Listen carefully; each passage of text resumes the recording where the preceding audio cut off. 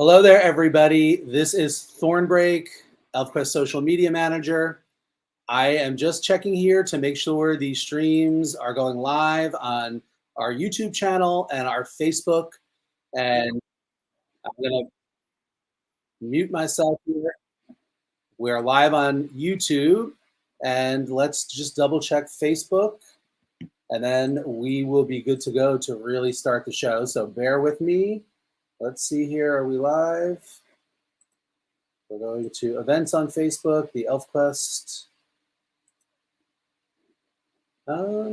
Let's see. We're not live there. So I'm going to hit the go live button and see what happens. All right. Hi, everybody.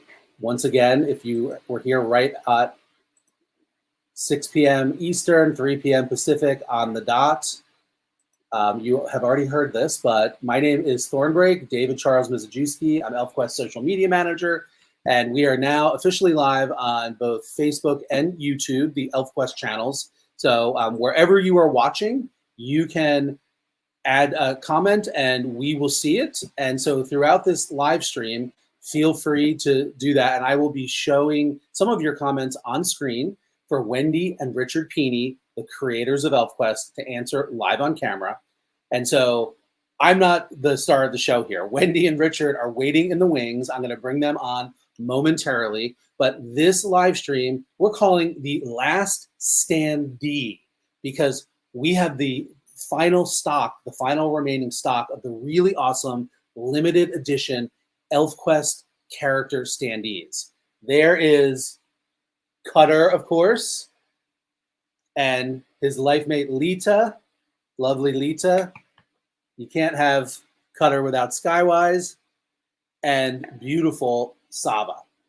We got a little ring light glare there. Now, these are all, these standees, again, are limited edition. Wendy and Richard are going to autograph them for you. We are currently sold out of the individual standees for Skywise and Saba. So they're gone for good. However, we do have a few bundles of all four. So that's your last shot to grab Saba and Skywise. We still have a few left of the individual standees for Lita and Cutter.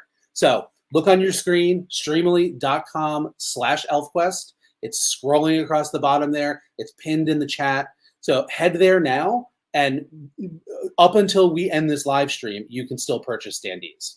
Okay, so without further ado, I'm going to invite Wendy and Richard Pini to join me on camera here. Hi, Wendy and Richard.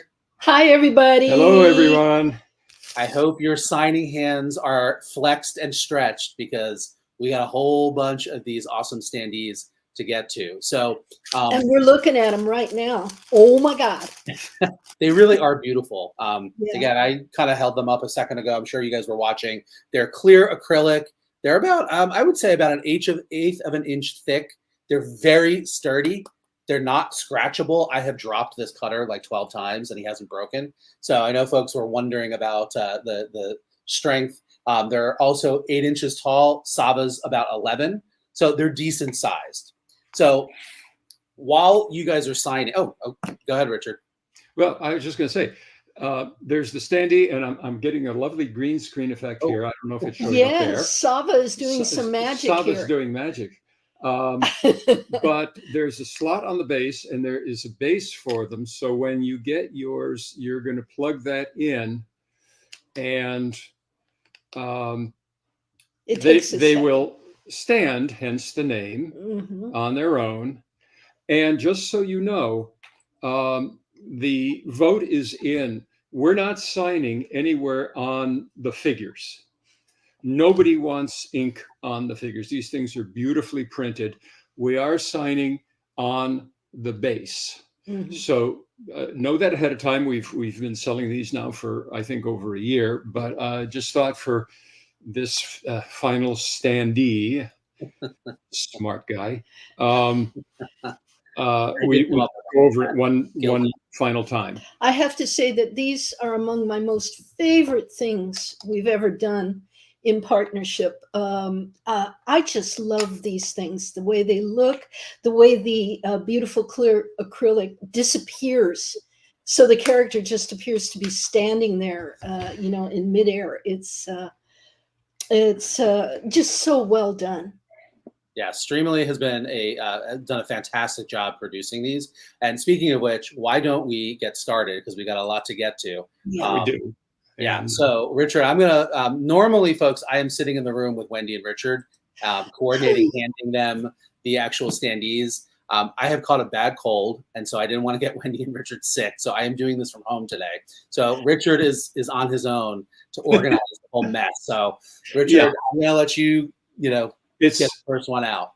It's going to go a little bit slower because I'm doing what I would do plus what David would do.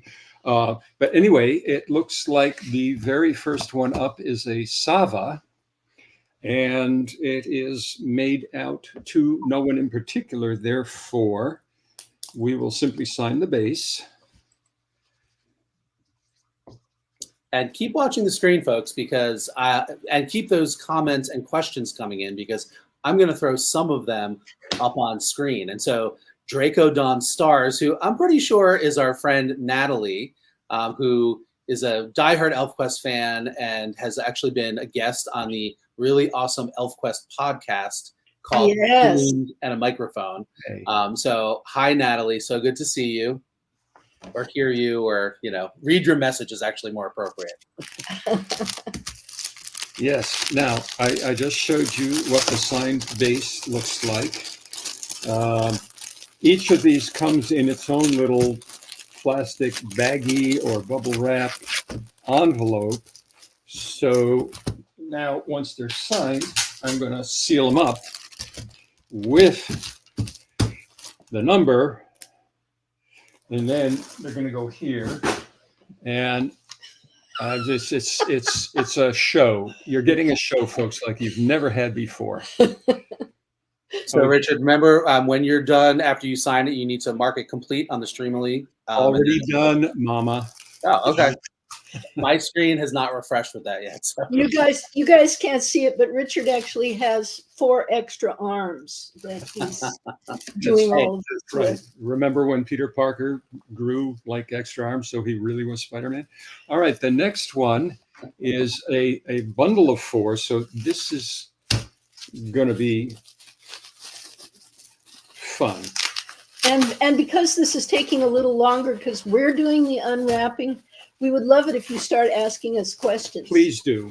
Yes. Yeah. Well, why don't I tee it up? And Wendy, while Richard is wrangling the bubble wrap there, yes. Why don't you tell us, pick one of the many awesome ElfQuest projects that are in line to be released in the next few months that you might want to just say a brief word about.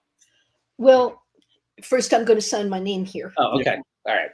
And then takes precedent over chit chat. So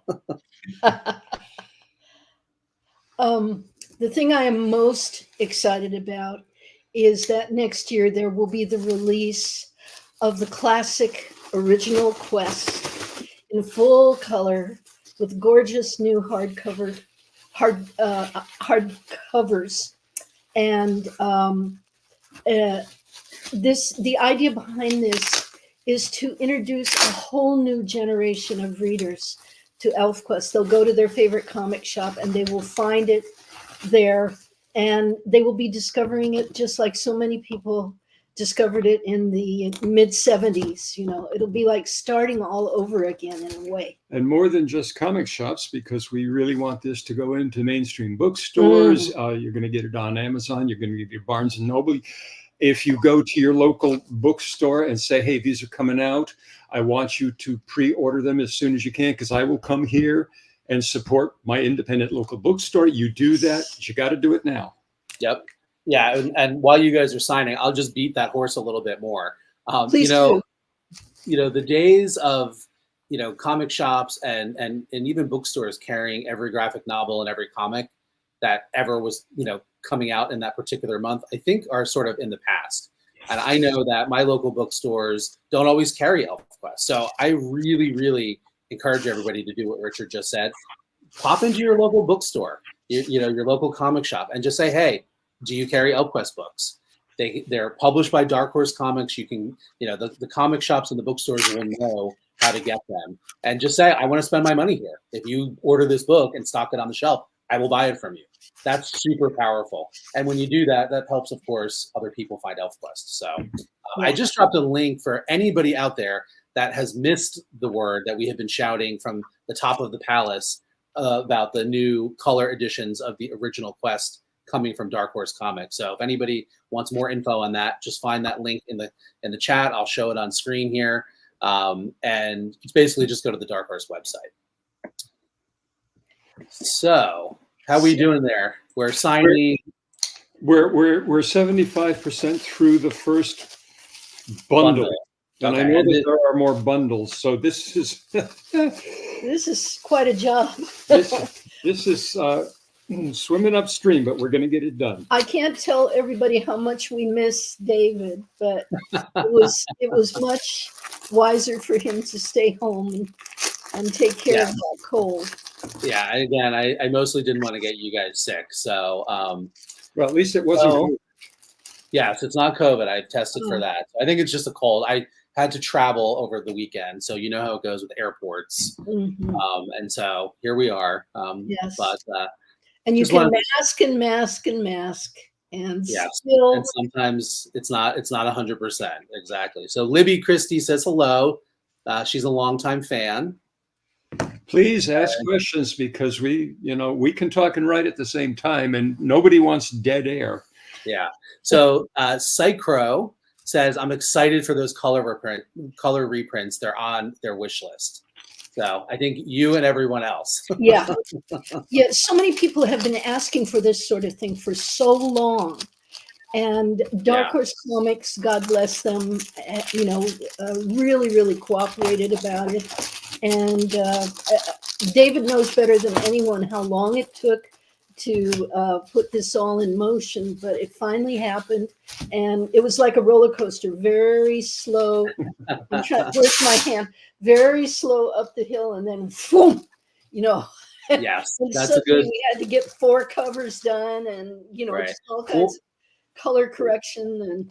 Yeah, Wendy, while Richard is again working on opening on that, talk a little bit about you revisiting the colors, because I know you did one more pass for these Dark Horse editions from the colors that you originally did back in the early 2000s. So can you have anything to say about that? Well, first thing I have to say is that when I went over the colors that were originally done for DC Comics back in the early 2000s, 2004, 2005, I am amazed at the staggering amount of work that went into those colors back then.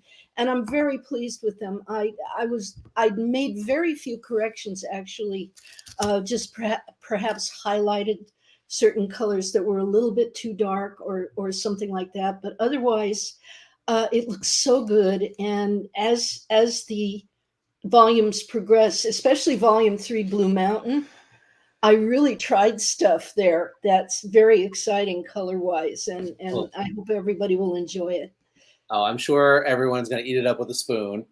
This is... Yes. When they see, this one is a bundle of 4 for Shelley.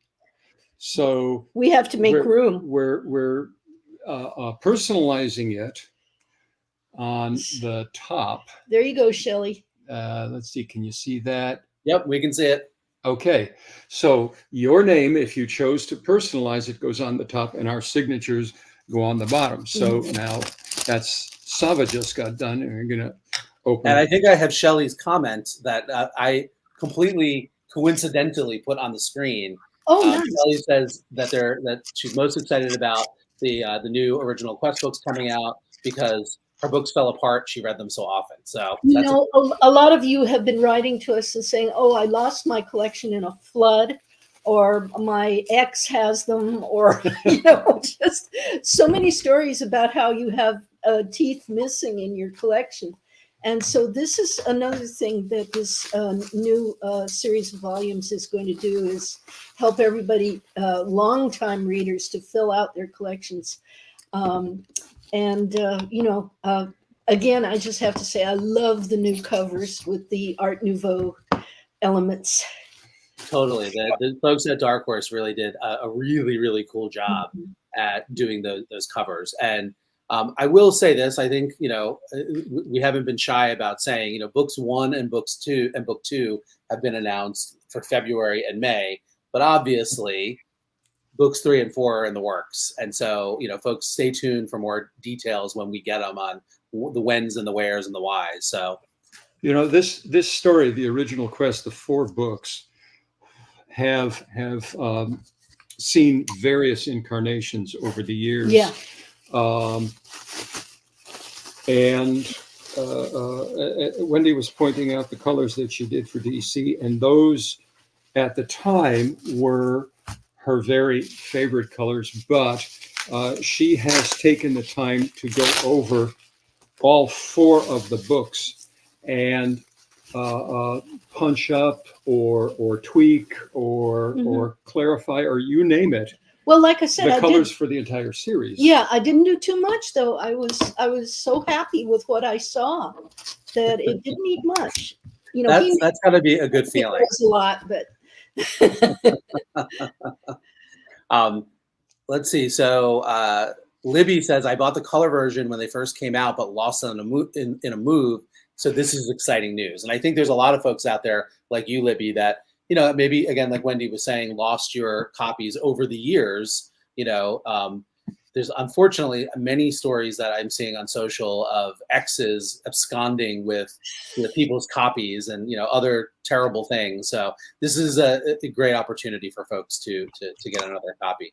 So here's Doug McCool started with the Marvel Epic comics, which was, that was around the era. Great way to start. The reason that we're very pleased about that, and we love the irony that they turned ElfQuest down originally, and then they came back. But you see, Marvel was able to get ElfQuest onto newsstands, and therefore we got a whole new audience who never knew about comic shops. Mm-hmm. And we are looking and hoping and praying and pushing to have this new edition, the Dark Horse full color hardcover edition, gather even more new readers. Yeah. So, that's something worth, repeating again, is that this really is a great opportunity for a whole new generation of people to discover ElfQuest. So I'm putting a challenge out for everybody watching. If you are an ElfQuest fan, tell everybody you know, right? I mean, we know how wonderful ElfQuest is, and we want everybody else in the world to know that they can get these books and sort of join the quest. Well, so that's a challenge for everybody out there. Know at least one other person that you could get hooked on ElfQuest. And another thing is they'd make great gifts. Like if you grew up reading ElfQuest and you have kids now, you can protect your collection and you can get these new versions for your kids to read to death. That's exactly right. And that way your collection will stay safe and sound. It's right. Self-preservation. It's all about, So Vanessa's really looking forward to the new books, and Tony is also excited so that her granddaughters can have their own sets. I love it, Tony. That's awesome. Tony has the dubious distinction of being featured in today's edition of the Howl newsletter that I curate. Why is it dubious? Well, I don't know. I just chose a word. I don't know. I guess it depends on who you ask. So at any rate, Tony did this awesome fairy garden tree converted into a father tree for the ElfQuest miniatures and shared it in the Facebook fan group. And I just thought it was so cool that I had to feature it in the newsletter. So that's nice. And to give it a mention here too.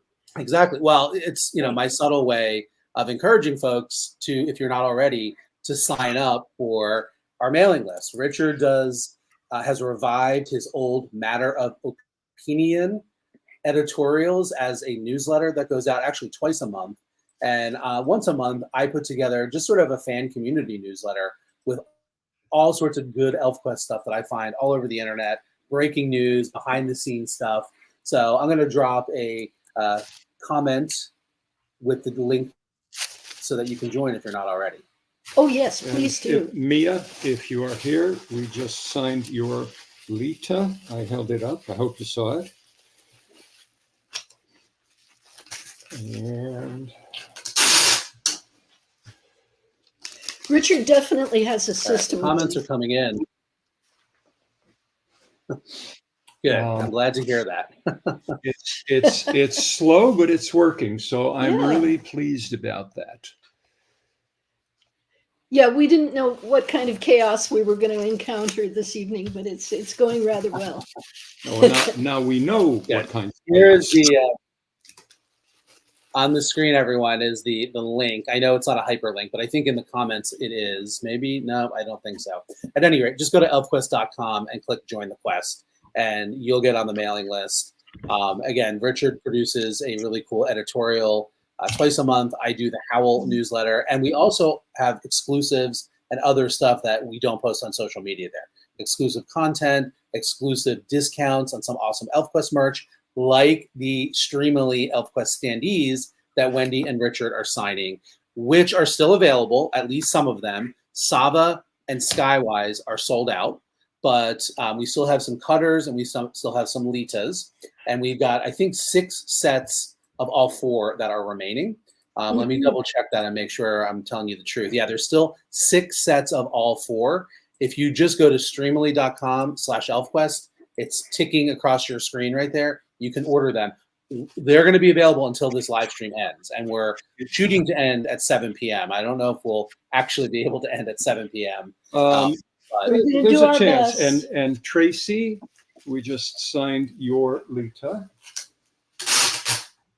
Hey, I'm going to hold them up, and hopefully you'll see that you'll see yours go by. Okay, there's Tracy. Going back to these, and another Tracy for the cutter. This is the first cutter. Going back to these reprints of the original Quest, it's so wonderful to revisit these stories done so long ago because they're still so fresh, and it's kind of surprising. And I love knowing, and I'm sure almost all of you out there know that ElfQuest is in development through Fox Entertainment as a streaming TV series. We all have our fingers crossed on that. There has definitely been progress on that, so keep your hopes up. But knowing that they're working with us with the classic Quest, even as these new books are coming out, is just such perfect timing in my mind. A lot of synergy. I'm dropping a link. So what? Go ahead, Richard. Oh no, I was just saying there's a lot of synergies. Wendy said there's there's a potential streaming animated series at Fox. Dark Horse is doing the new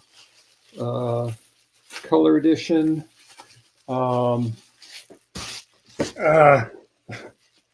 You know, that's the thing about Post-it notes. They sometimes fall off. So we're making sure they're taped down. We're making sure, Tracy, this is you, number 529. And when we're done here, these get shipped back to Streamily out in on the West Coast. And we want to make sure that everybody's order is exactly correct and what they want. Perfect. Okay. Hi, Tanya. I just threw your comment up on the screen confirming the hyperlinks are working in the chat. So thank you for letting us know that. I will keep putting links in there so that people can, click over there and open up another tab and go back to it after the live stream so that you can get all the good ElfQuest stuff we're sharing. So Natalie Draco Dawn Stars just brought up something that I know we also want to talk about. And she said, extremely excited about the ElfQuest covers project. Some of the covers I've never seen, so I can't wait to get mine. You and me both. And Richard, I know you wanted to do a little show and tell. Oh, yeah. Yes. And maybe now's the time because I haven't started on this bundle of all four for, I hope I'm saying this right, CISA. aka Goodtree 71, but I think the name is Cisa. You've got to see these. So this is a 2-year project in the making.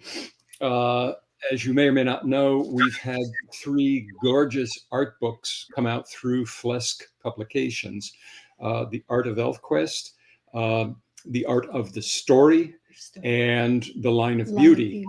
And John Fleskis, who is the head of Flesk Publications, had just done an absolutely wonderful job. So we were kicking the can, what to do next. And it occurred to somebody, maybe me, maybe him, that ElfQuest has been going, and I feel very strange saying this, almost 50 years. And in that time, there have been over 300 individual comic books. And so I said, well, what about a book of all the covers? But let's not have it be just reprinting the covers. Let's have there be some words and some explanation about each one of those covers. So there's 2 really different formats. The first one that came up, and these are just terribly, terribly cute. We call them the minis. The stocking stuffers. Here we are. You have a weird green screen thing going on. So, folks, the father tree in the background is not actually. Why is that? I wonder. Can you see the? Yeah, okay. we can see the main art. If we tip it like this. Okay, good. And look how thick these are. All right. These are 2 volumes. These are what we're calling the stocking stuffers. And the interiors, each interior page is a cover on the left and some words on the left. The cover's on the right, excuse me. Some discussion about how the cover was created or what was going on at the time. And so these are those 2 books, but and they are too cute for words. But what we're most proud of, and the reason I'm gasping here, is there's a single volume that, again, I'm hoping that this does not suffer from green screenitis. No, well, a little bit, but we get the gist of it. Look at how thick that is. It weighs about 10 pounds, and I'm not kidding. Literally, I weighed it. It's over 8 pounds. And 10 pounds of ElfQuest goodness. Again, the format is similar in that on the right you have the cover, and on the left you have some words, but because the pages are bigger, I was able to add a little extra. And so you have a dual, you have an extra bit of insider knowledge about something in the issue or something about the cover on the bottom of the page. And David, these are available when, where, and how? Yep. So on the screen, I had just posted a comment. So Flesk Publications is producing this book.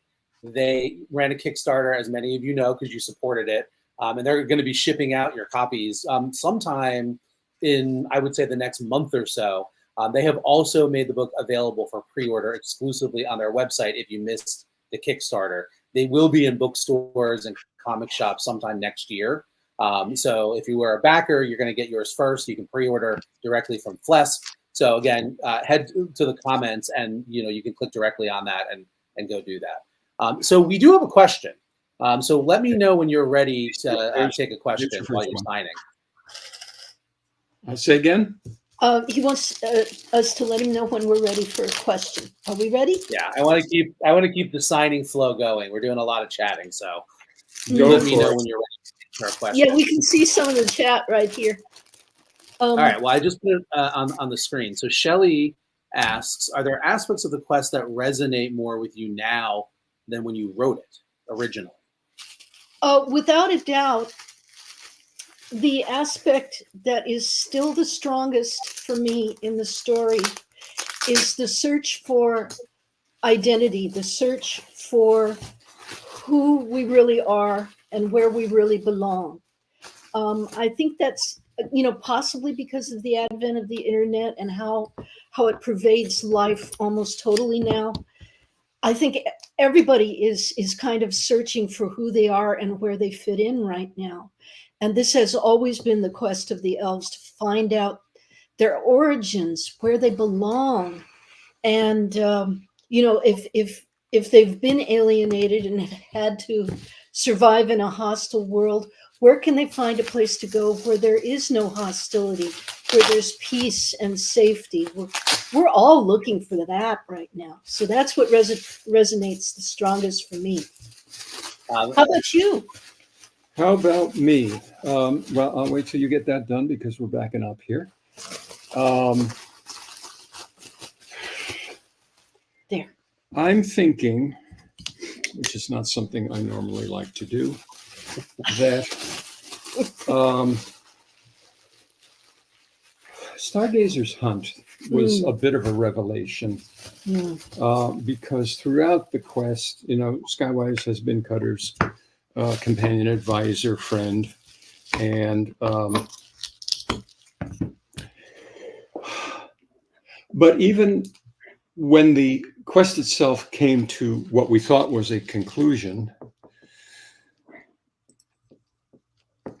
there were questions unanswered. And Stargazer's Hunt, in the process of crafting that story, we found some answers that were not obvious throughout the entire quest. Yeah, but even in the original quest, the clues were planted. The clues were there because, we are who we are and we know what we know. But to be able to get it out onto paper and show it to the world, that's a step above and beyond. So I'm going to say that was kind of a resonant note for me. Well, your main connection to ElfQuest has always been through Skywise, hasn't it? We are who we are. Nothing wrong with that. I actually recently sat down and reread Stargazer's Hunt. Oh, really? Well, in anticipation of the other new book that's coming from Dark Horse Comics, which is The Complete ElfQuest Volume 8. That is the last of the in the series of omnibus editions that collect the main canon tale. And so this final volume, Volume 8, elves have eight fingers. So it's kind of a good place to end. Starts with Stargazer's Hunt and then takes us, which really is the bridge between the stuff that happened in the past on the World of Two Moons and the stories of the Future Quest era. And so the Complete ElfQuest Volume 8 is Stargazer's Hunt plus the Jink and the Rebels comic series all in one giant 800-plus page book. So I was rereading Stargazer's Hunt just in anticipation of that, and what an amazing book it really is, and a great story, and it has so much heart, and like you will cry when you read it. I think that's exactly what you meant. Well, that's the whole point of the story, is that it was meant to be a cathartic release, a feeling of closure. Above all, I wanted the readers to come away with a feeling of closure, and yet there's also a feeling of more to come. Well, this leads me to the next question. Our friend, I'm not sure I'm going to pronounce your name correctly, I think it's Tiago Borgi, asked this question very frequently on our ElfQuest social media. Are you working on new comics for ElfQuest? So, based on what you just said, I thought I would tee that question up. Okay, that's easily answered. At the moment, we are concentrating on our very full plate, which is piled like this high. And I'm growing it as I speak, on all that we have to do right now. But working on things often involves planning and having ideas and talking ideas through. And you can better believe that we're doing that. Ooh. There are more stories. Look at David. There are more stories. And we are now, as Wendy absolutely correctly says, we have got a lot coming out over the next, well, here's something to think about, everybody. It's 2024, almost 2025. It's only 3 years to 2028. Mhm. And 2028 is ElfQuest's 50th golden anniversary. There's not another independent comics title No. extant, at least in the No. US, That has that track record. that has that track record and can say that. So in concert with Dark Horse, we're ramping up. Wendy made the metaphor of the roller coaster, and you click, click, click, click your way up, Yeah. and then suddenly whoosh. We've got a lot of irons in the fire with Dark Horse. And there are things that we have not yet talked about with them. Yes. It's not time yet. It's not time, but we are confident. More confident than you are in getting that bag open. Yeah. Oh, it's Skywise. Skywise always makes trouble. So.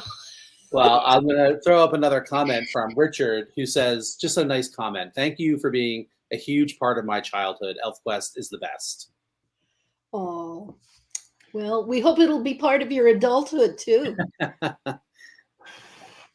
And so this has all been a long way of answering the question, are you working on new comics? We're working on new stories. Let's put it that way. New ideas. New ideas. Yeah. And maybe new ways of expressing those ideas.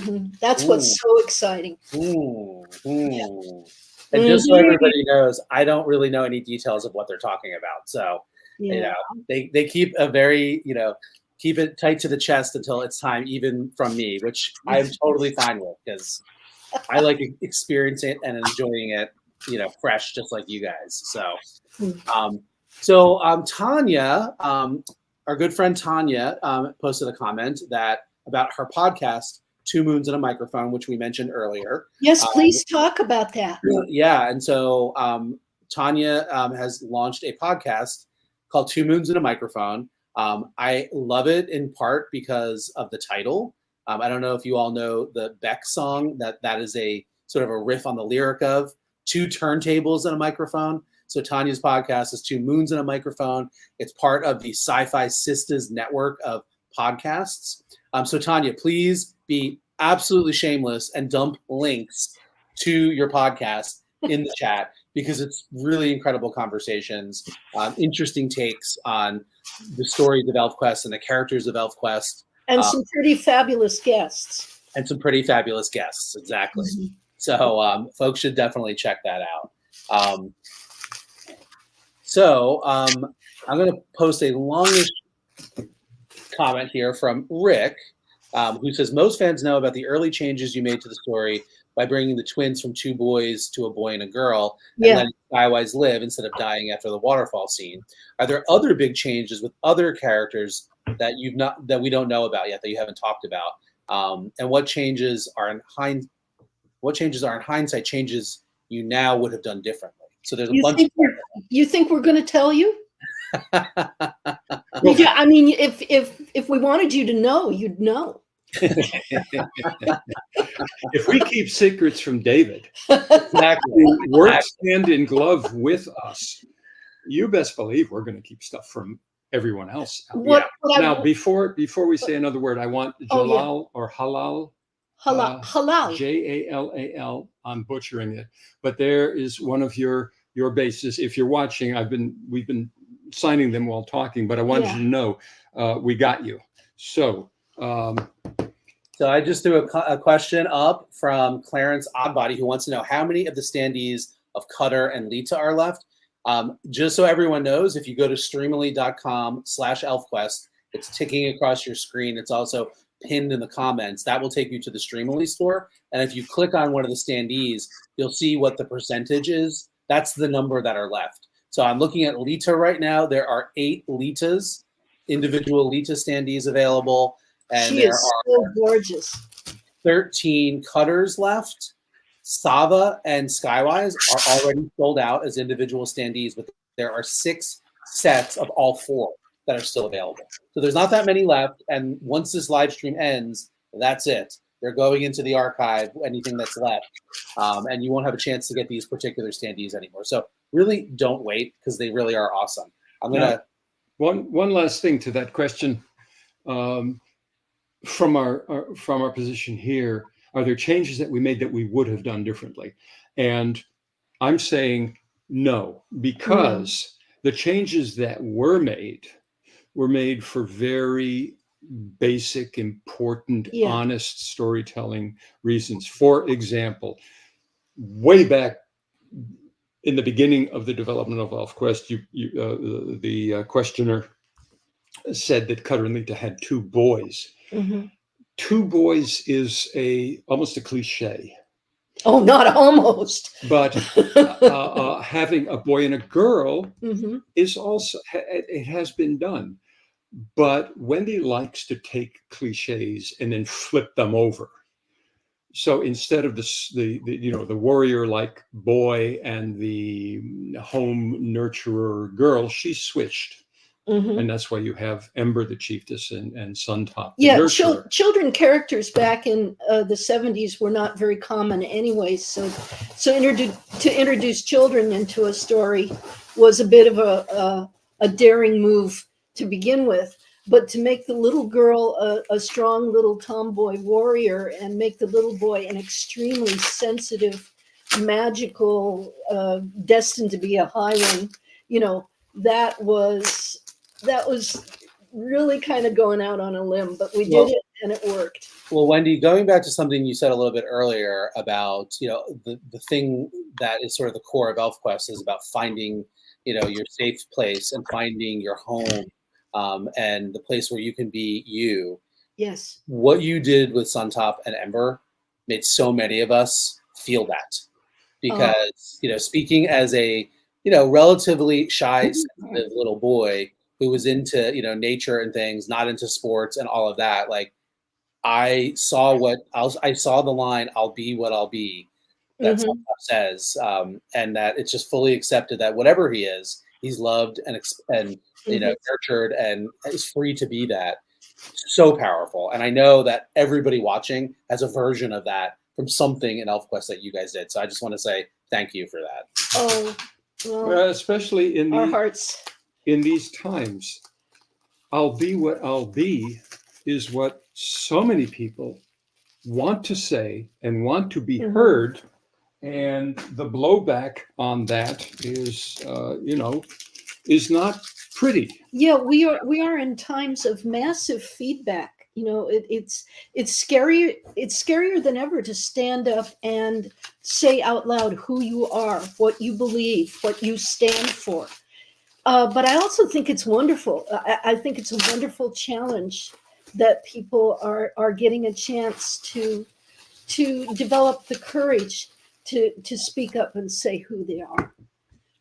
Yes, I agree. So I'm going to throw another question up here, but Richard, yes. you let us know. I don't want to be slowing you down with questions, but this is another kind of big one. All right, we're signing Alita for Adele right now. Just if you're there now, you know. All right. By the way, I wanted to ask Clarence Oddbody, does he have his wings? Oh. David, do you get the reference? I don't get the joke. I was just going to say. Clarence will explain it to you. Okay. Clarence, find me and send me a PM. And it's a wonderful reference. Yes. See what I did there? I see. Clearly, I'm going to have to be Googling this. Yeah. So while Wendy is signing that, the question that I put up is from Gigi, who says, have you guys considered using AI to make the characters come to life in animation? Whoa! How did you fit those two concepts into a single sentence? AI and life. No, AI, we will never use AI for the generation or drawing. AI has its uses, but not from us, but who knows what Fox Entertainment will do as development of the ElfQuest streaming TV series continues. Who knows what processes the studio will use to enhance the animation or enhance the look of the characters. We are interested to see what they do. And at this point, we don't know how much we're going to have to say about it. But at the moment, we're just excited to see what they come up with. And it may involve AI. There's a lot of it going on in animation right now. That's what Gigi says later down in the comments. So yeah. I want to share another. Let me get this. Go ahead. Sorry. She used the word enhance. Mm-hmm. And AI is great for enhancing something that is there.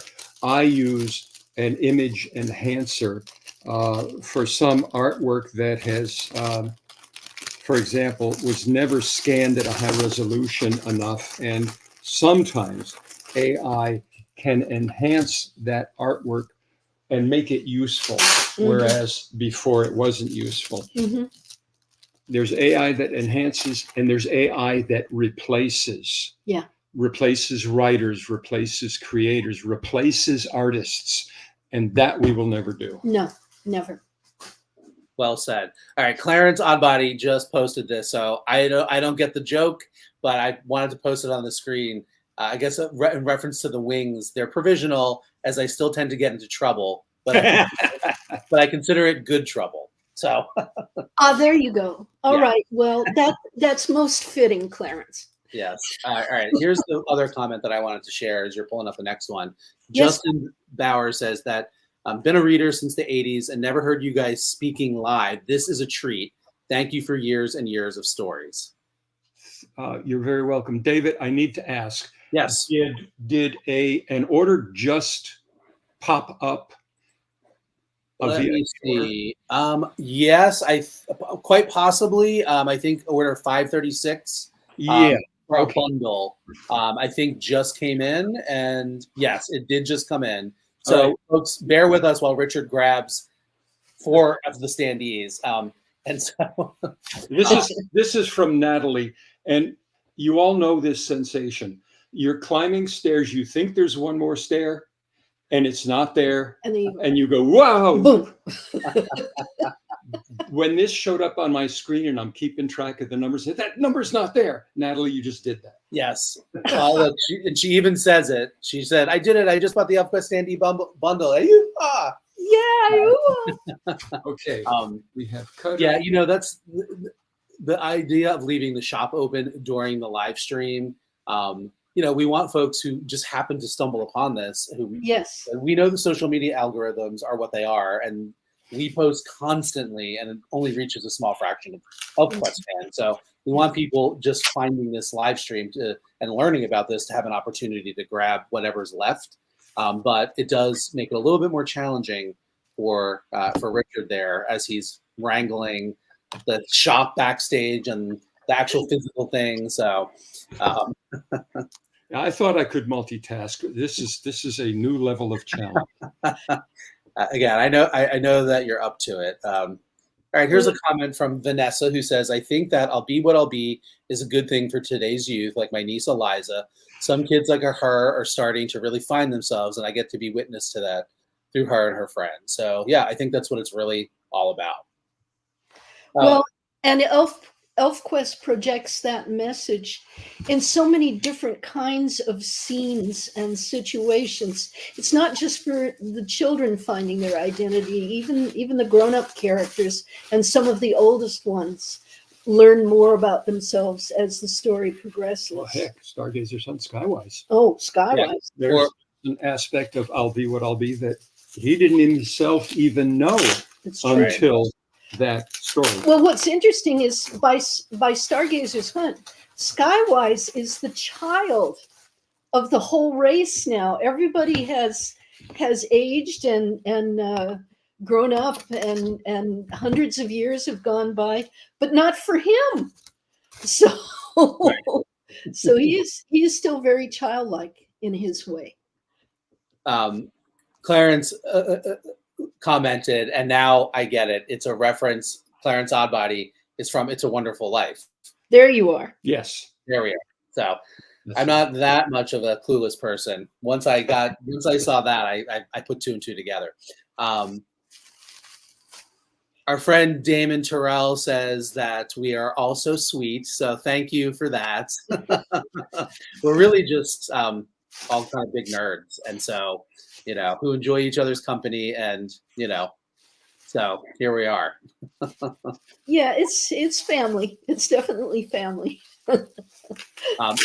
Here's a fun one for you, Wendy. Conan ElfQuest crossover ?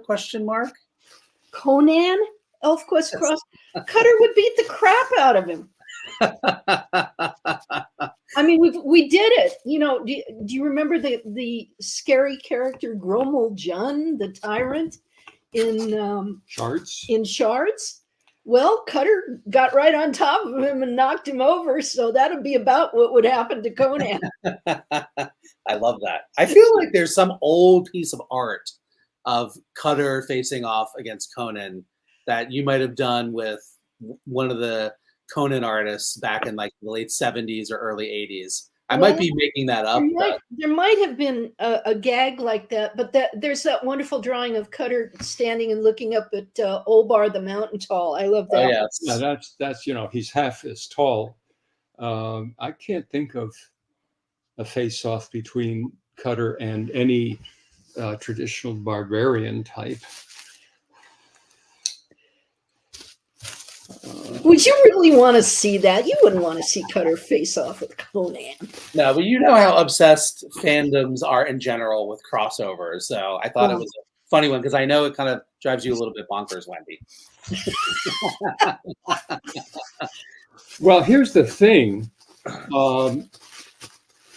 Fandom will find a way to paraphrase Jurassic Park. They do. They always do. So if there's somebody out there who says, I want to see a Conan Cutter face-off, somebody's going to do it. I will say, there isn't as much ElfQuest fan out there, and I'm always surprised by this, fan art. There isn't as much ElfQuest fan art out there as I would really like to see. So if any of you have wanted to and are hesitant for any reason, just go for it and post it on the ElfQuest fan page. I'd love to see it. Well, there you have it, folks. Wendy Pini herself telling you that she wants to see more ElfQuest fan art. So I know there's some incredible, talented fan art artists out there. And by that, I don't necessarily mean that you have to be on Wendy's level of our artistic skill. Any kind of fan art is good fan art. So yes, get out there. And again, this is the kind of stuff that I am constantly questing across the internet, looking for to feature on the official ElfQuest social media, in my newsletter, The Howl, that goes out once a month.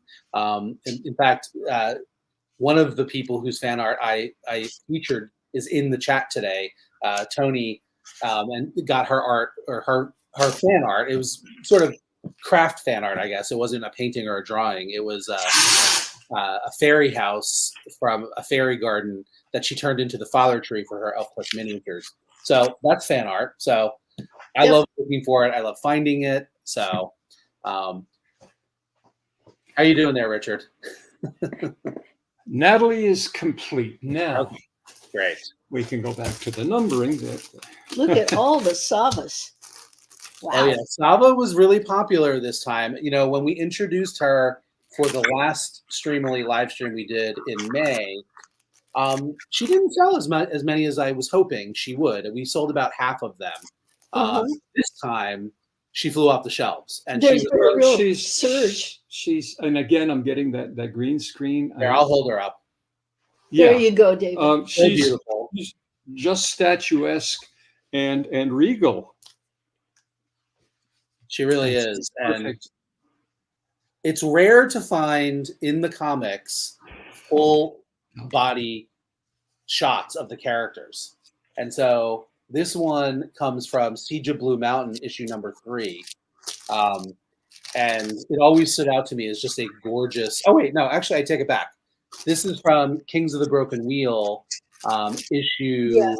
4, I think, or maybe it was Mhm. 3, or maybe it was 2. Gosh, my ElfQuest trivia, I'm Well, failing.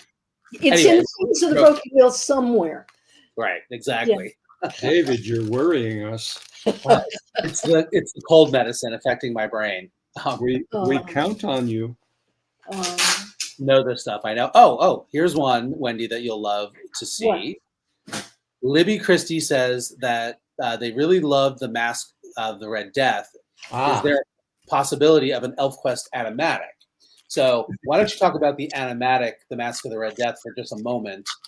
Well, what an animatic is it's a very limited animation cartoon that is kind of like a test for what a full animated cartoon could look like. I'm sure you've seen them on the Disney Channel many times. And so Mask of the Red Death is my 400-page graphic novel take on the Edgar Allan Poe horror story of the same name. And out of the artwork from that graphic novel, I did a web comic. And let me sign this and I'll come right back. I can't talk and sign at the same time. I am pulling up the website. Uh-huh. And I'm going to drop in the chat.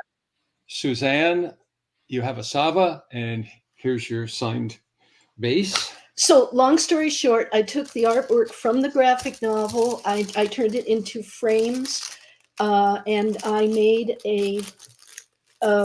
basically music videos of all the songs for the Mask of the Red Death musical thriller composed by Gregory Neighbors, which he and I have been working on for well over 10 years, 12 years. And it turned into a 2-hour film that the folks at Ascendant Animation fell in love with, and they took it and they nurtured it and they perfected it and put it up on Amazon Prime Video. And now, after all of that, it's also coming out as a 2-disc Blu-ray set with lots of wonderful extras. So that is the story of the Mask animatic, and it's all available to you on Amazon. And I just dropped the link to the Mask Musical website in the chat. It's up on your screen. You can also just go directly to Amazon and find the streaming versions of it. But the other part of that question was a question that I myself have had. Oh, an ElfQuest animatic? What about an ElfQuest animatic at some point? Don't you think I've already fooled around with that? No, I have to jump in here. Wendy spent a lot of time putting Mask into a 2-hour animatic because the musical thriller, which we're also hoping to get to off-Broadway or even Broadway at some point, because it's on the level of Phantom of the Opera, Sweeney Todd. Oh yeah, it is excellent, beyond excellent. She spent a lot of time making this animatic, and it's 2 hours. We got, even if we only look at the original quest, the 4 books of the original quest, how many hours do you suspect that animatic would eat up of your life? That's why we're going for a streaming TV series with we don't know how many episodes. But that said, do believe me when I say I have absolutely played with animating various little moments of ElfQuest, and perhaps someday we'll put them all together and you guys will be able to see them. Well, here's one thing that I do know. For everything that Wendy and Richard very generously share with me, there's probably a mountain's worth that they keep tight to their chest and a secret like that. So maybe one day. But, hey, you were supposed to be here, and there was stuff we were going to show you. I know. Damn this cold. Hey, we have taught you everything you know, right? Yes. We haven't taught you everything we know. Oh, stop. So I want to answer this question while you guys sign. So Kara Lee A is asking, what's the fan page? She did a drawing. So the fan page that Wendy was referring to is on Facebook. So if you go to Facebook, there's ElfQuest, the official page where we're live streaming right now. But there's also there's actually a bunch of different fan created groups. And there's one that is just ElfQuest. And that's the biggest fan group. And Wendy and Richard are members there, and they participate. And I'm sort of the head admin there with a few other fans. And so that's a great place to connect with other fans and to share your fan art. But, you know, not everybody is on Facebook anymore. And so we are on pretty much all of the other social medias.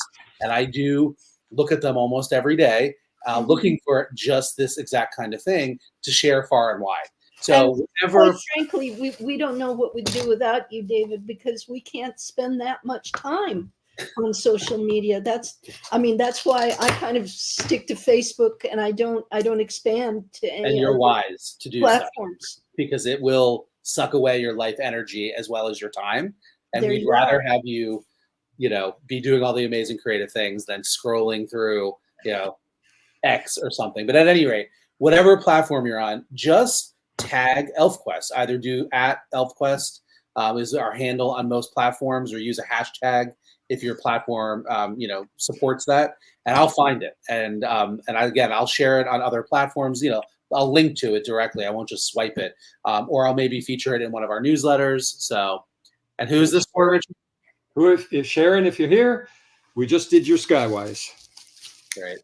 So we've got about 15 more signings, but several of those are the bundles of 4, and we're just over 7 p.m. So why don't we do this? Why don't you guys? I'm going to hold off on questions for the moment, so you guys can plow through a few of these. Sounds good. Although the questions have been really enjoyable. Good, good. You know what? Someday I would like to just do an online Q&A like this, like use this venue or one like it, and just do a Q&A with the fans, just, you know, bounce things back and forth. We can absolutely set that up. I know that, I mean, we could use a platform like StreamYard, which is what we're using right now. We could set up a Zoom, a big Zoom for everybody. So, you know, I think we can definitely make that happen somewhere down the line.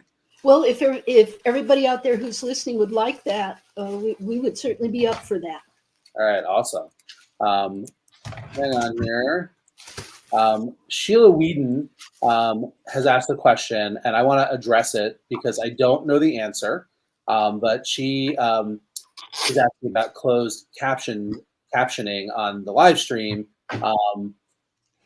for deaf and hard of hearing fans. And I unfortunately don't have the answer to that. I don't know if that's a possibility here, but I'm going to look into it. And so apologies, Sheila. I will type this into the comments so that you will actually see it. So just wanted to acknowledge that because we want to make sure that we make a space where everyone is invited, and we did not do that here in terms of closed captioning. So for the next one, I am going to make it my goal to make sure that we can do that. Okay, this is for Keith. We have done your Skywise. Wish you could see better, but proof of life. Proof of signing.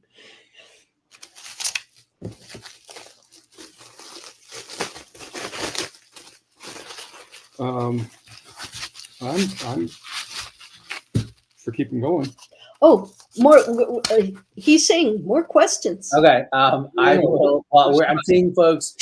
Damon Terrell, Draco Dawn Stars, who's Natalie, are all for a Q&A live stream. So that's just that, where you're not distracted signing stuff. Okay.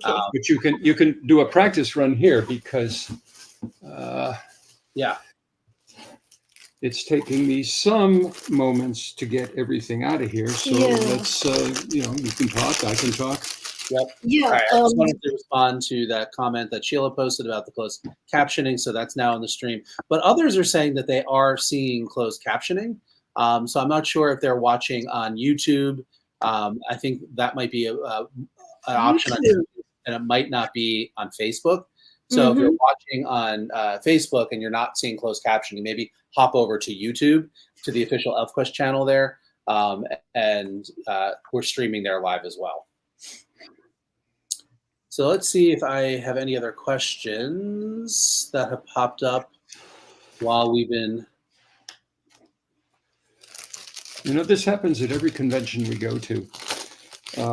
We have a table, we sit there. People say, I drove 600 miles to be here. Anything you want to ask? No. Well, I think in defense of fans meeting you for the first time, I think sometimes folks get a little tongue-tied. They're a little starstruck. So, you know, sometimes they probably walk away and think of 500 questions and are kicking themselves. Well, turn around and come back. Yeah. Well, and actually, I'm glad you're bringing this up because seriously, folks, I go to conventions with Wendy and Richard and have for many years, and they truly do want to talk to you. So don't be afraid. Don't be intimidated. They're quite lovely. They're not going to bite. And so just, you know, be open and free to ask your questions. I think, you know. Absolutely. You know. And it's so funny because we don't see us. When you come up to us, you know, we're just folks, you know, and there's really no need for all this starstruck thing because that's certainly not how we're feeling when we're standing there. Yes, I love that. All right, so we've got another question here for another of your non-ElfQuest projects, Wendy. Howler Mouse wants to know, how did you get the gig for the Innovation Comics, I think it was First Comics, Beauty and the Beast one-shots? Okay, just before you answer, Kara, here's your base for Sava. Awesome. My answer is I fought for that. You know, I thought Beauty and the Beast as a TV series was one of the most inventive, unusual, fantastically acted, and expensively mounted shows I'd ever seen. And the fantasy element was something you just don't see every day on TV. And I really wanted to support it. So I started talking to the staff and even to Rick Obadiah, the CEO of First Comics, and let him know my interest in doing this. And they were very supportive of me. The gatekeeper I really had to get past was Ron Koslow, the creator of the show, because he didn't even know what a graphic novel was. Didn't Linda Hamilton say? Linda Hamilton was like, graphic novel? You're going to let him do pornographic Beauty and the Beast? Oh my God, bless her heart. I've never heard that story. It makes me love Linda Hamilton even more. That's what the term graphic novel suggested to people. It's not what everybody knows it today. Absolutely. Back in the late 80s, not everybody was familiar with the term graphic novel. So anyway, I had to write, I think it was 4 different scripts for Ron Koslow, and I had to write them in the form of TV scripts. He didn't know how to evaluate a graphic novel script. It had to be in a format he could understand. And hang on one second. Yes, hold that thought. Wendy's signing. Hold that thought. And it began to look like I wasn't going to be able to get the gig because by the 3rd try, Ron was, you know, I'm not really getting this. So I gave it one more try and I came up with the story Portrait of Love. And that was the one that clicked with Ron. He said that felt like a real episode of the show. And I'll close by saying I was terribly honored that of all the people who ever did stories for Beauty and the Beast outside of the TV series, I was the one that Ron trusted to write 2 new original stories of the characters. Other things that were done were adaptations of TV episodes, but I got to do 2 new stories, and I got to let Vincent and Catherine say goodbye to each other. It was wonderful. Well, they're lovely, lovely books. I tracked them down. I didn't get them at the time for some reason. I don't know. You know, it was pre-internet, and I don't think I really knew that you did them until they were already out. And so, Yeah. late 80s, it was hard to keep in the know on a lot of stuff. So, so while you guys are signing, there's a couple of questions that I think I can answer. But, Richard, I know you'll chime in if there's something to add or I get something wrong. So the first one, Antonia is asking, is there any news on a merchandise shop like Redbubble? And so I can answer in as much as basically to pull a Wendy and Richard and just say grin, because no, I'm actually going to not be that cruel. So we had a Redbubble shop, and before that a Cafe Press shop. These are print on demand shops, and there's never been huge numbers of people buying stuff from them, to be very blunt. So we decided to close down the Redbubble shop, temporarily, but maybe not. We'll see, and focus on working with some really great small businesses to produce some pretty incredible ElfQuest merch. And so if you're following us on the socials, you will know all about things like the incredible ElfQuest challenge coin series that we did with a company called Stands. Really, really awesome. Let me see if I have one handy. Hang on one second. The challenge coins, I'll jump in here. What we liked about Stands, this company, is that they produce items that are licensed, and of course ElfQuest is a license. And challenge coins are these very cool, weighty tokens. But the thing about Stands is whatever they and we make, a chunk of that goes to charity. And we have named 2 wolf preservation charities. One is Wolf Park, that we've been associated with since 1981. And the other one is here in New York State. It's the Wolf Conservancy. I forget the exact name. Yes. The Wolf Conservation Center in New York. Okay. Yeah. And wonderful place. So far, we have raised some thousands of dollars for each of them through these coins. Mm-hmm. Right. And when you say we, that's including you out there who have purchased the coins, because it's your purchase that allows Stands to make that donation. So you're really a participant with Wendy and Richard in this really incredible, wolf conservation work and wolf education work. So that's just one example. We've also got a partnership with LaserMock. Back since the 90s, they produce these really cool laser cut ElfQuest art pieces. They have some holiday ornaments. We're cooking up something new with them that we'll be announcing, I would say, in the next couple of months. And that's all I'm going to say about that.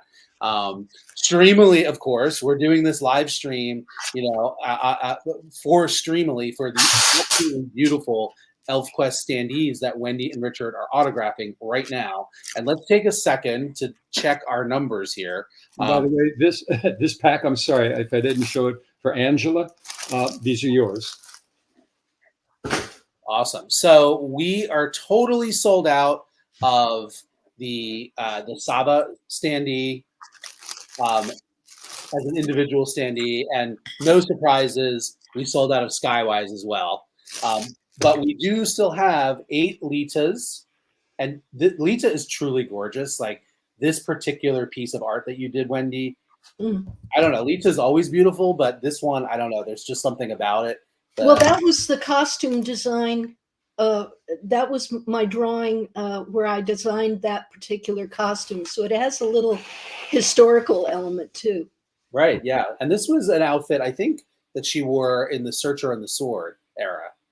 I think is when you designed that. Yeah, I think it appeared in Searcher and the Sword. And I think possibly in Hidden Years as well. Okay. But there's stuff David remembers better than we do. So. Yes. And there's stuff, Wendy has done so much art over the years that I have archives down here.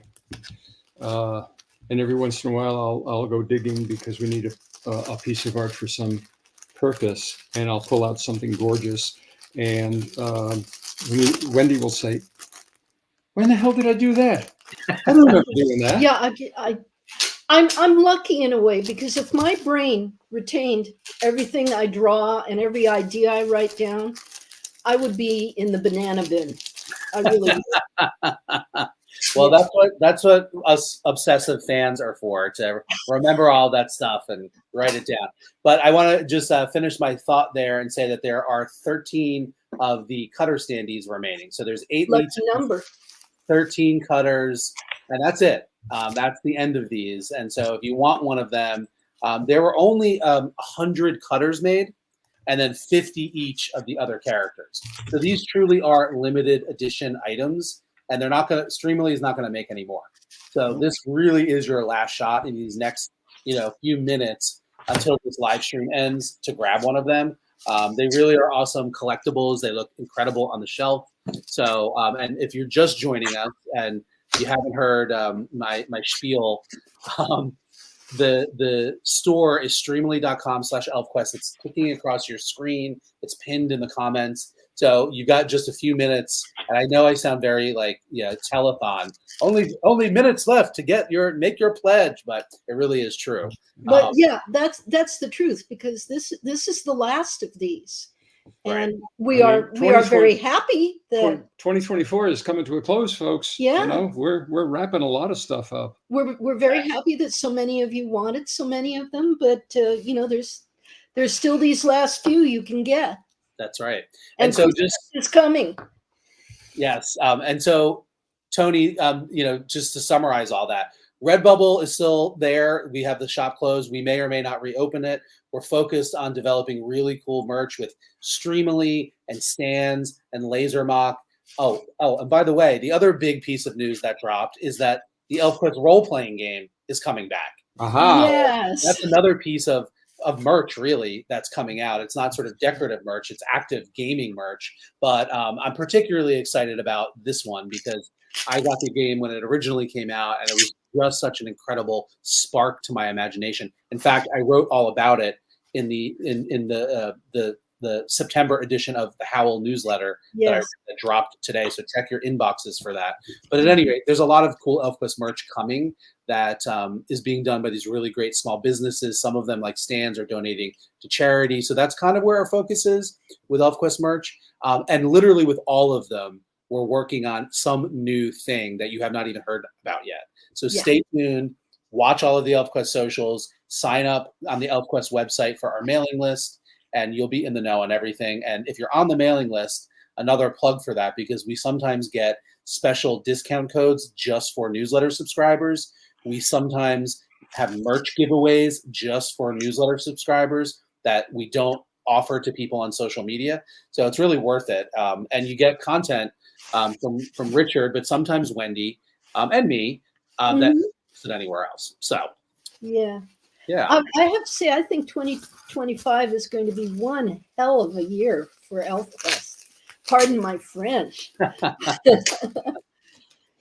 Heck yeah. So, by the way, Bridget and Linda, we're doing your bundle right now. And Linda wants.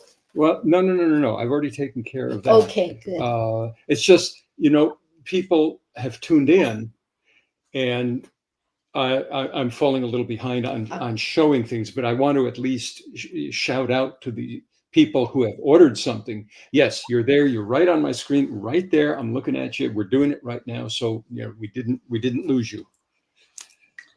Another nice comment from Shelley, who says, I do want to thank you both for creating ElfQuest, as it was a lifeline for me throughout my adolescence. Oh. Again, I think a lot of us feel that way. So Psychro has an interesting question that I've wondered about as well.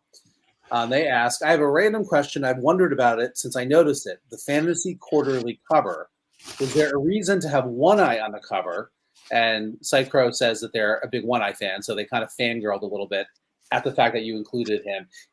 And I think the question's coming from a place that One Eye was essentially a very minor background character. So the fact that he got the cover space on that very first appearance of ElfQuest has made me curious too. And maybe it was just because you hadn't really figured out who the big players were going to be. But what do you? you know, Nightfall made it, and One Eye made it, and the reason One Eye made it is because he looked cool. You know, There you go. he's just a really cool looking elf with that eye patch and that hat and everything. He was a pretty classic looking elf, so he seemed to be appropriate to put on the cover. I think, and I'm trying to go back in my memory 50 years, but I think that's a good answer, and it makes total sense. So Eye patches are dramatic. yes, they are. Just ask any pirate. Yeah, One Eye always had that piratey thing going on. all right, so here's an interesting little bit of trivia. Whether or not it's true, I don't know. But Doug McCool says, I was reading an old issue of Heavy Metal from 1982 and found a letter from the Pinis in the letters column. I was like, wait, is that them? Do either of you ever remember writing a letter to the magazine Heavy Metal? I sure don't. It's possible. And because it's possible, I almost certainly have a copy of that issue of Heavy Metal in the archives behind me. I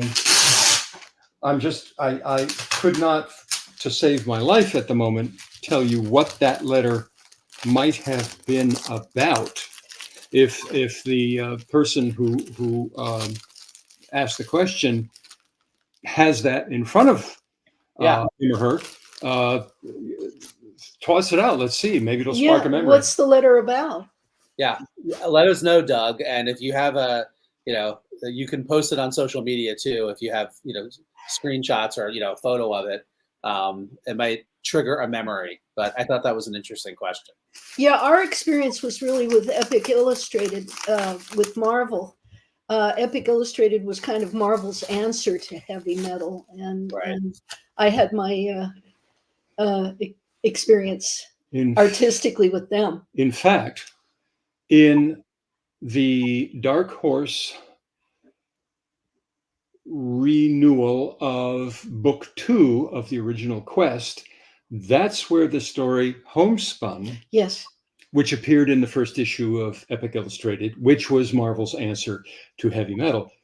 They wanted me to write an introduction to Homespun. Mm-hmm. And in doing some research, it occurred to me that Marvel, since its beginning in the late 1930s, was always a company that if they saw some other company's magazine doing well, they wanted to do like 6 more of the same thing. If Westerns were doing well, they were going to do a bunch of Westerns and so on and so forth. Yeah. So Heavy Metal came out in 1977. Mm-hmm.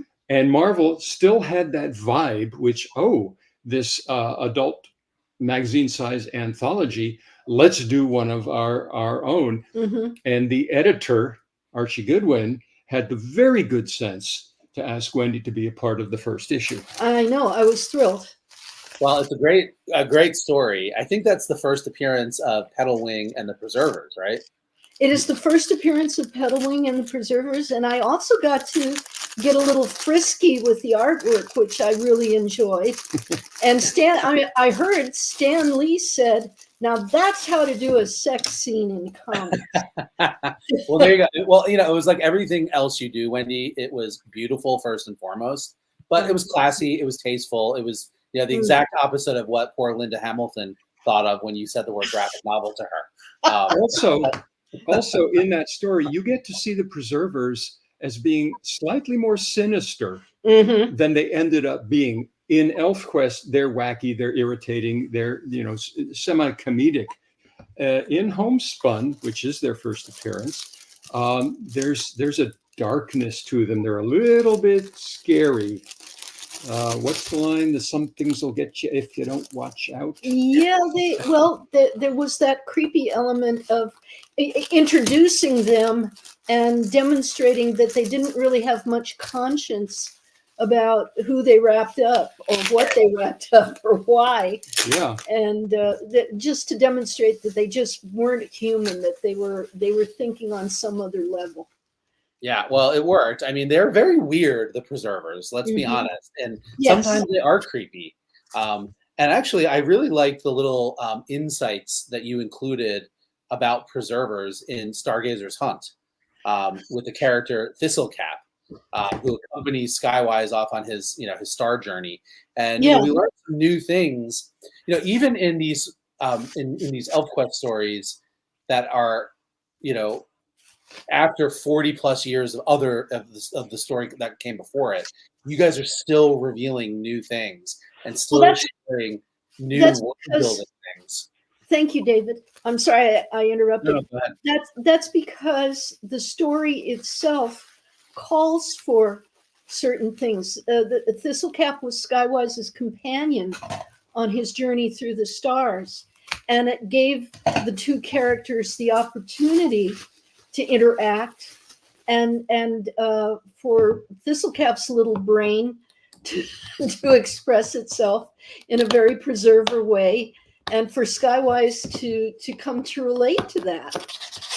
So it was kind of a delightful experience to have the two of them relating to each other almost as friends. Yeah, that's awesome. And two more different points of view you could not get, and it is really helpful sometimes to get a different point of view. And I didn't think of that. One of my favorite moments in Stargazer's Hunt is when Skywise holds up his hands and realizes that he's passing through the stars, that if he were small enough, he could even pass through his own hands. He's beginning to understand the nature of the universe and how it's very different from what he saw on the world of Two Moons. Now he's traveling through it, and everything is much bigger and much farther apart than he originally thought. Yeah, I have to say that I am much more of the go back Wolf Rider mentality. I think in Stargazer's Hunt of the new character introduced, Noka, who's already one of my absolute favorites because she's just the definition of sass and has amazing hair. I know, she calls Goldruff shagback meat. What a term of endearment. But I think she says something like, hell no, I'm not getting into that pod that's going to stretch me and squish me. And yes, It too also comments on that, like about just not having any interest in sort of that spacefaring stuff and like sticking in, trolls are perfectly shaped already. We don't need to shape change.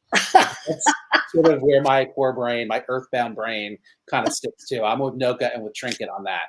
But I have a comment from Damon that I put up while you were talking, Richard, about the homespun story that is included. It's going to be included in the Dark Horse book 2. But what I wanted to add to it is that, there have been various color collected editions of ElfQuest over the years, and every single one of them is a little bit different. There's different coloring treatments, there's different extras. So, if people are thinking that these Dark Horse books are literally just going to be the exact same things as the DC Archives edition, they're not. There's differences. And, it's still the same story, but there's an effort being made to make sure that there is something different for all of us diehard collectors who want to have something new when they're getting the story that they already own in 4 different formats, So, and don't forget, we love the fans and we love that they are collectors. But these books are going to be some new readers' first exposure to ElfQuest. And of all of the color incarnations, from the very first right on up, this is the best. It's the truest. It's the definitive. It's the definitive. And frankly, we want to, as many fans of ElfQuest as the story has gathered over the years, we want these books to gather that many more. Yes.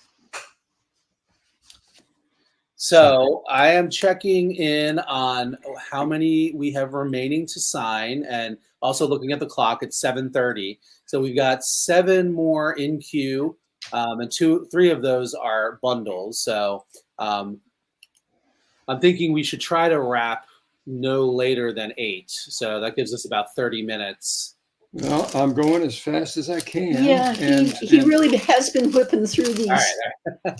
No pressure. No pressure. Of course there's pressure. We will get this done. We're definitely going out for martinis after this. I wish I could join you. I wish I was up for a martini right now with this stupid cold, but it will be NyQuil for me.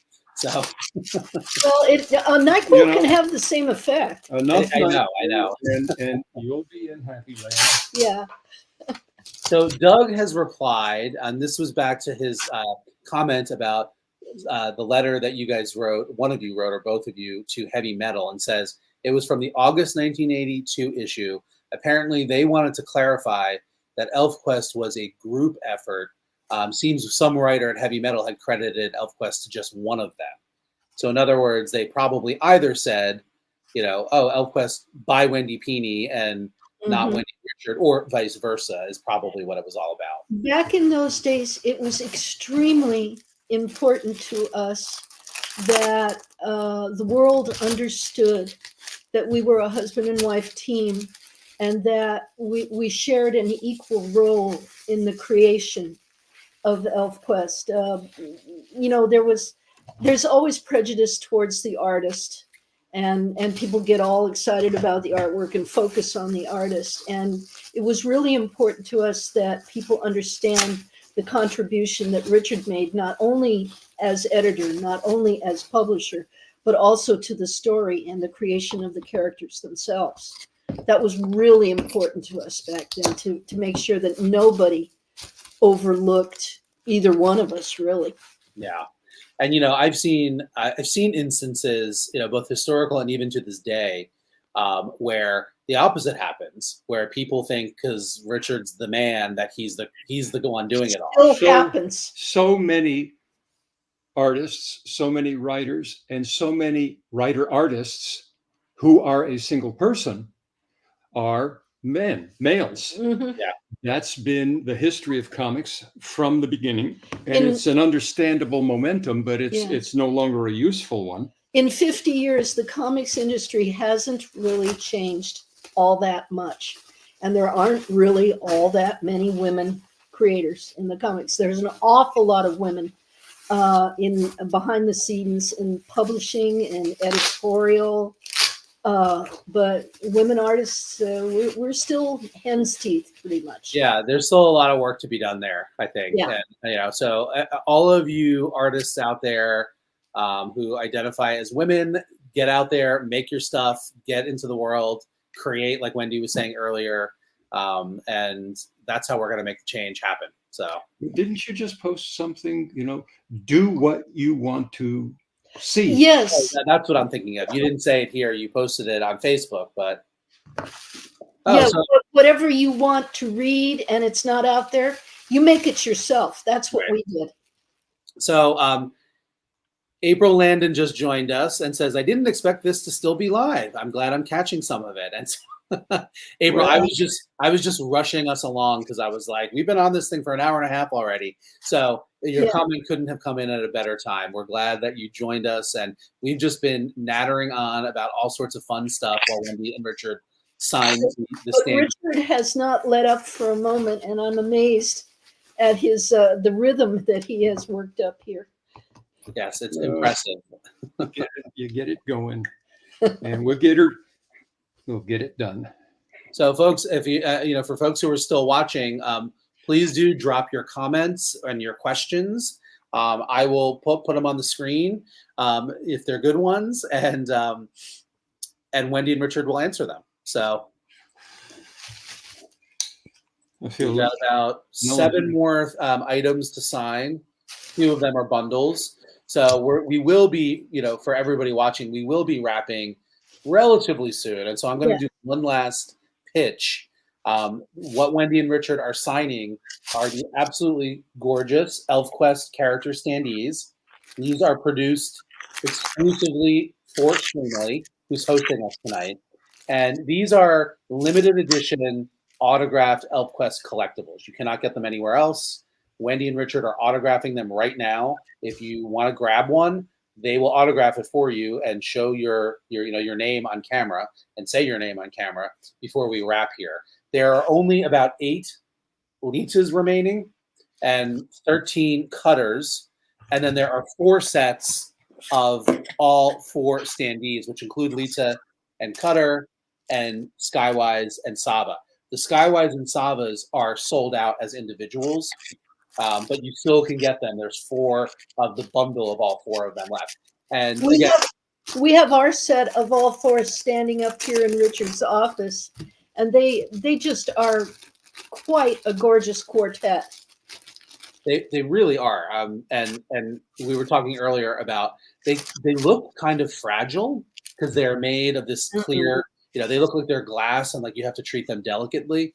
And I clumsily have dropped my cutter a couple of times. They're made out of acrylic, so they're pretty durable and they don't scratch. The artwork is actually encased in the acrylic, and they're double-sided too. So depending on how you line them up on your shelf, if you want cutter looking to the left or looking to the right, you have it both ways. Okay. You've got options. Oh my Yeah, gosh. you have options. Lolly and Marion just joined us and just saw the email that we sent out reminding folks. And so, yes, unfortunately, you did miss your live signing earlier, but a reminder that these live streams are going to be saved on our YouTube channel and our Facebook channel. So if you missed it, you can just go back and watch it again. So glad you can make it, Jalalia, as well. I like this. This one's for Adele. I like the comment. Payday happened, so I decided I needed a cutter to go with Lita and complete my set of standees. There you go. Thank God for payday. We are getting close here. Yes, we are. So yeah. If anybody has a favorite character and wants to ask a question about that character, you can do that. Oh, these are my favorite kinds of questions. Yeah. So don't disappoint us, everybody watching. We know you have questions that you would like to ask specific characters. So think of those questions and drop them in the chat here, and Wendy and/or Richard will answer them. You can even ask us, why did you do that? Questions. Like for some of the things that happened in Final Quest. Oh my God. Well, I remember going all the way back to the original quest. We got to issue 15 of the original quest. Why did you kill One Eye? I said, we didn't. We the didn't. Trolls did. Yeah, the trolls did. Don't blame us. So there you have it. That's the kind of answer you can expect. Green. Yeah, accountability. Who? Us? It's funny. I just put pressure on everybody else, and I'm trying to think of a question that I would ask. I would love to have a question from you that you've never asked before, and that's hard to imagine. Yeah, I'm completely drawing a blank. Again, as soon as we're not doing this, I'll probably think about 100 of them. But all right, your favorite character is Red Lance. What do you want to ask about him? So I want to ask Red Lance, what part of the plant is where the life is strongest? The word that popped into my head is the roots. The roots and the roots are a form of communication it's a network of communication with other plants. Right. Well, and they actually take care of each other. They do. They absolutely do. Which actually leads me to an actual question that I've had. In Final Quest, Red Lance becomes the defender of the Rootless One's Dell. The fire's coming, and it's kind of, it's sort of a story beat with Red Lance over the years. He couldn't stop the original Holt fire. Siege of Blue Mountain, he was able to stop the humans from setting the Holt on fire. And then, thousands of years later, sort of that same sort of theme with him. But he has this affinity and this affection for the Rootless Ones. And so my question for Red Lance is, how do you perceive and relate to these very, very strange elves? What is it that connects you to them? See, when you ask a question of a character, I will listen for what the character says. And this is kind of funky, but he said this by smell. That makes sense for a wolf rider, right? Now, why does that make complete sense to you?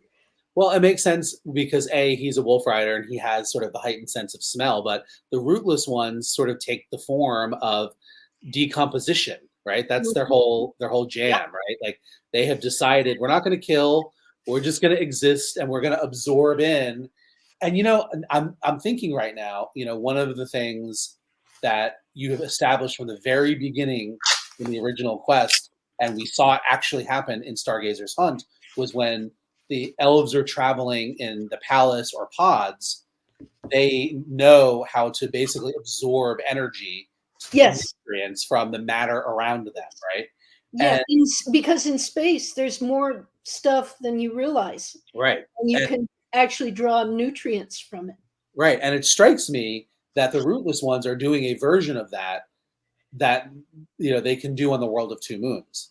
They're basically absorbing the matter that exists in the form of dead things that needs to be recycled, right?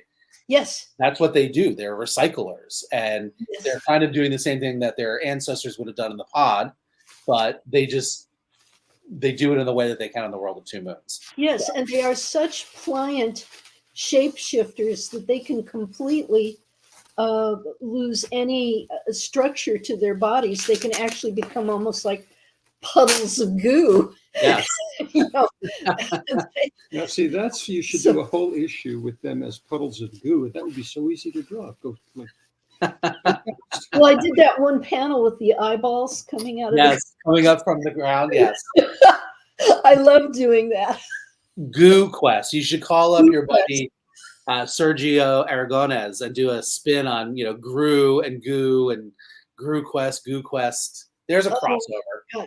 Now, see, what we're doing right here is what just purely a Q&A would be like. I think it would be tons of fun. Yes, absolutely. And folks are, the Rootless Ones conversation has sparked a whole bunch of comments. So I probably don't have a chance to read them all, but Jalalia says the roots of trees take even more care of their offspring, even more than they take care of others. I love it. It's very true. A lot of the new science looking at trees and the interdependence of trees in a woodland environment and mycelium, the fungus network. It's really amazing stuff. It's kind of like the brain. The nervous system. The nervous system, but also the brain of the tree.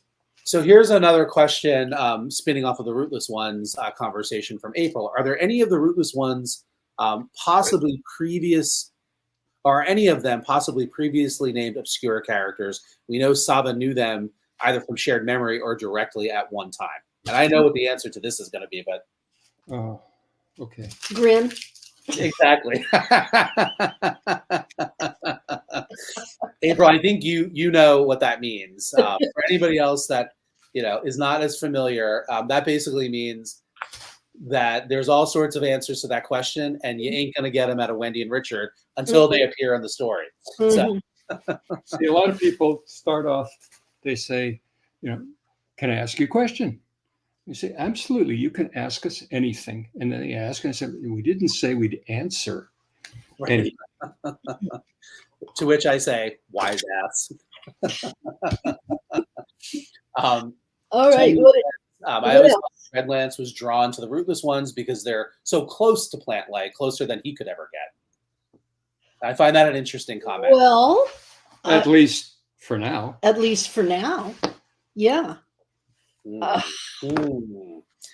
April also adds that the Rootless Ones make her think of again mycota, sort of the fungal life that exists, and I think that's what they're based on. Yeah, there is definitely a fungal element to how they're drawn, and really, if you were to meet them in real life, it would be a highly odoriferous experience. Now, this is another thing that we haven't talked about this, but I thought about it. How you made the Rootless Ones be kind of stinky because they're all about decomposition, but I just want to say that there are some of us who like the smell.